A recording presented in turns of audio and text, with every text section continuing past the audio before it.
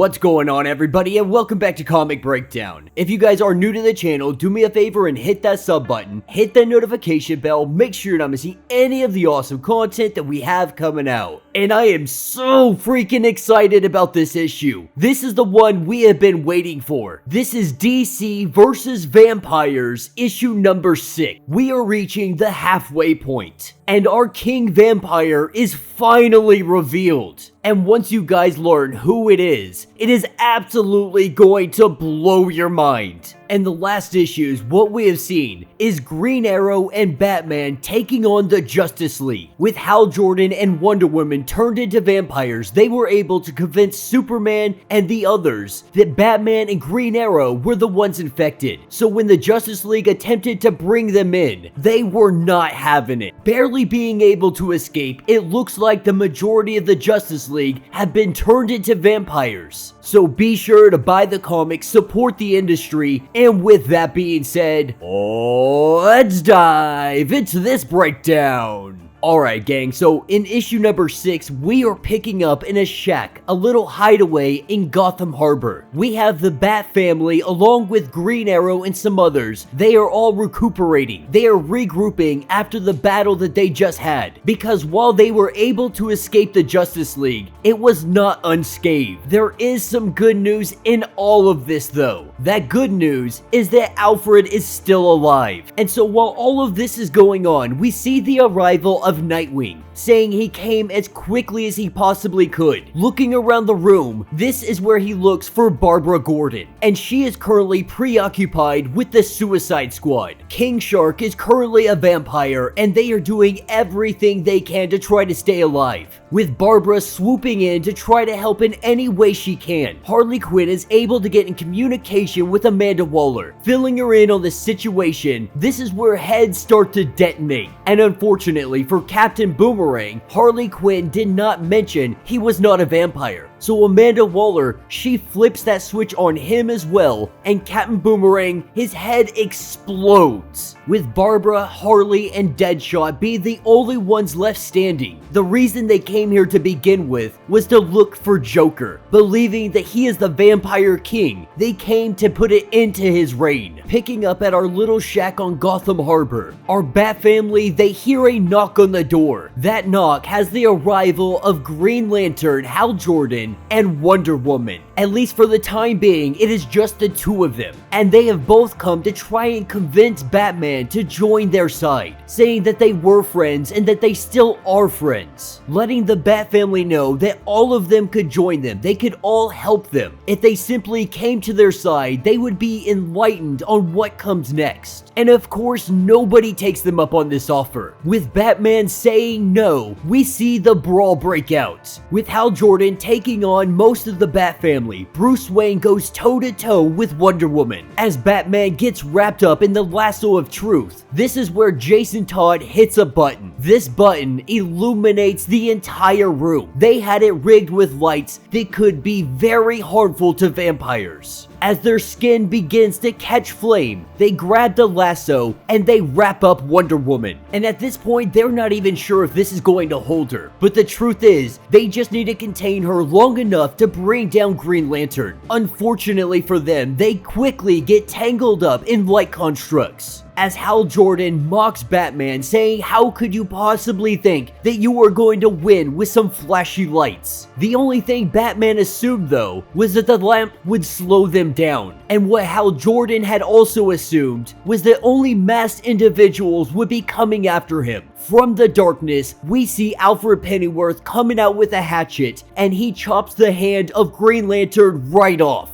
And with this amputation, the Green Lantern ring goes with it. With the defeat of Wonder Woman and Green Lantern, we are taken to the Suicide Squad and Barbara Gordon. As they investigate this place, they quickly learn that Joker has been murdered. The vampires made their way here and they took him off the board. Though every clue, all of the evidence, it led them directly to the Joker. This was all a setup. They were made to believe that the Joker was the Vampire King, taking us to a conversation between Green Arrow and Green Lantern. Oliver Queen really needs to know, why did you do it? How could you do it? And are you that same person? Is Hal Jordan still living in there? Of course, what he is referring to is how could he kill Barry Allen? Hal Jordan proclaiming that they will not be stopped. They now have Superman and all will be lost for them. And while Hal Jordan may now be a monster, the truth is he is still in there. He is still Hal. He's still the same person as he has always been. He's just changed. He's been a little bit altered. He still retains all of the memories, all of the adventures, all the time that they have spent together. And that's exactly what Ollie was afraid of. Because the friend that he loves like a brother is trapped inside of this monster. And even if he can't say it himself, Hal Jordan would never be able to live with the guilt of killing Barry Allen, letting him know that this is for Barry and this is for you.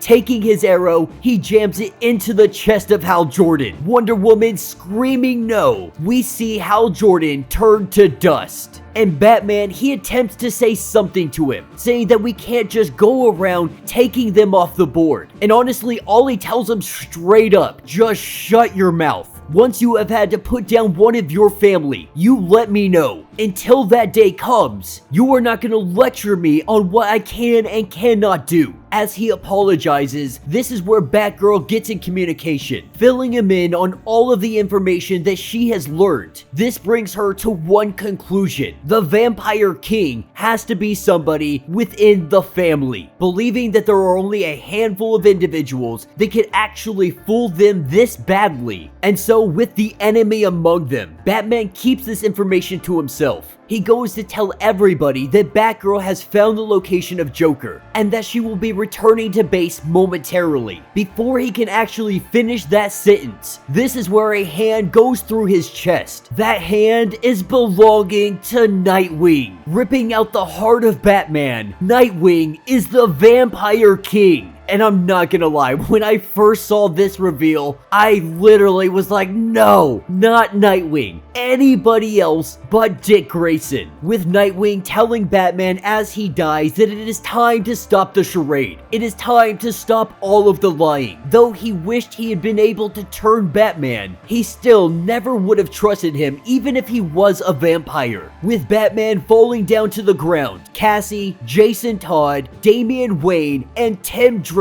all jump into action. All of them completely enraged, seeing their father taken down right before them by their own brother. The truth being, not a single one of them are a match for the Vampire King. Even prior to him becoming a vampire, he was their better by 1,000. Green Arrow, recognizing this situation, he is trying to evacuate everybody as quickly as possible. And as Nightwing takes down the Bat family one by one, we see that Tim Drake is the first one to go, with Nightwing knocking him down to the ground and smashing his face in. He does let him in on a little bit of a secret. Lets Tim Drake know that he spent so much time with the Bat family, he forgot about the other family, about the Titans. And Nightwing had already gotten his hands on Starfire. And while they were not able to turn her, her blood gave them the ability to more or less be a daywalker. Divulging this information, he takes his foot and he crushes the skull of Tim Drake, with Damian out of his mind in rage. Watching his father die like that, watching his brother get his skull crushed in, Damian rushes in. He rushes in and he fights with everything he has. Not being quick enough, we see Dick Grayson able to bite his neck. This is not an attempt to turn him into a vampire. Because of his temper, Dick Grayson has no plans on turning him to their side. He's gonna open up his neck and he is letting him bleed out. As Oliver Queen and Alfred are loading Cassie's broken body onto a submarine, Jason Todd turns around and he goes to face his brother. Green Arrow telling him it is already too late, but he has to try, letting Nightwing know that he had always been holding back, and now is the chance to see who really is the best. Nightwing letting him know that it's not too late, you can still join my side, because with the death of Green Lantern, he is gonna need a new lieutenant. And honestly, for a second here, it really does look like Red Hood has the upper hand, getting Nightwing down on the ground. What he forgot about out was Wonder Woman. Being able to break out of the lasso of truth, she comes up behind him and she bites him. This is where Jason Todd begins to be turned into a vampire, with Wonder Woman taking her blood and pouring it into his mouth. As he slowly begins to change, telling him that he would have beaten him. He also says, "Do it." Talking to the Archer, we see a green arrow come flying in and it pierces the heart of Jason Todd. As Green Arrow, Cassie, and Alfred make their escape, we have just seen the destruction of the entire Bat family. Nightwing had really hoped that he was able to turn at least one of his brothers. Wonder Woman lets him know that Damian Wayne is still alive, but just barely. This being the first step in Nightwing's plan. Take Batman off the board, and tonight is Judgment Night, with Superman destroying the Capitol building, Firestorm laying waste to the land.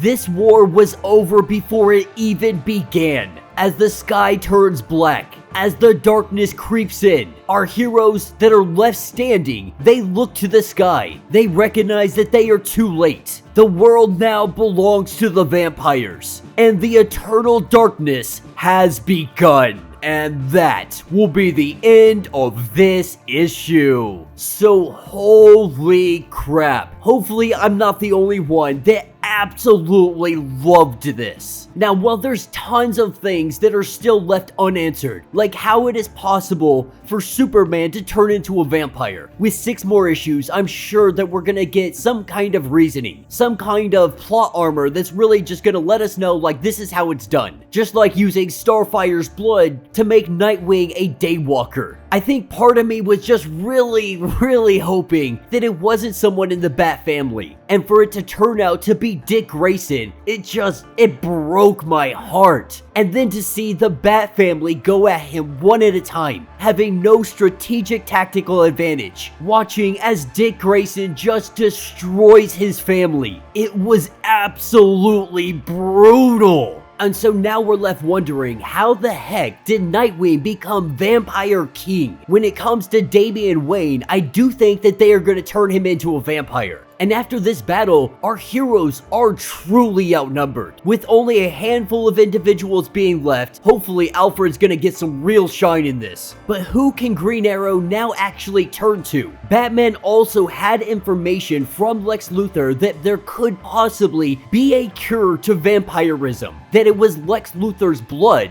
So while that is still up in the air, does that secret die with Batman, or did he leave contingencies for Green Arrow or Alfred or somebody to find? This one was definitely hands down my favorite issue. There is no question about it, and I'm almost a little hesitant to continue reading because I feel like it's just gonna be downhill after this. Now, I really hope that the landing is just gonna be absolutely magnificent because the halfway point has just been fantastic. And when it comes to DC Comics this week, they have knocked it out of the freaking park. The next video we're covering is the Shadow War Alpha. That's an issue you're not gonna want to miss, as well as the conclusion to War for Earth 3. But let me know your thoughts, let me know your theories. If you would like to support the channel, you can always donate using the Super Thanks button. This button will let you donate directly to the channel, and every little bit helps. If you can't do that, do me a favor, like this video, subscribe to the channel, hit that notification bell, and until the next breakdown.